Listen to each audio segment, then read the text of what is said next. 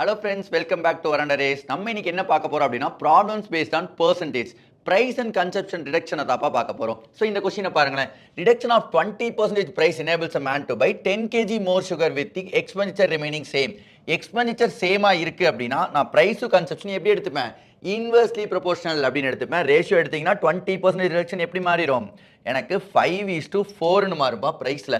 அதுதான் எனக்கு கன்சப்ஷன் 4:5 மாறி இருக்கு. மல்டிபிள் பண்ணால் எனக்கு என்ன ஆகும்? எக்ஸ்பெண்டிச்சர் 20, இங்கேயும் 20 அப்படின்னு கிடைக்கும். ஈவன் நம்மள்ட்ட கேட்டிருக்க question percentage change in consumption அப்படின்னு கேட்குறான். அப்போ இந்த கேஜியை எடுக்கவே தேவையில்லை. கன்சப்ஷனில் எவ்வளோ சேஞ்சு? எனக்கு 4 இருந்து 5 மாறி இருக்கு. அப்போ 1/4 எனக்கு சேஞ்ச் ஆயிருக்கு. 25% அப்படிங்கிற இந்த 25% தான் இந்த கொஸ்டினுக்கான ஆன்சராக இருக்கும்.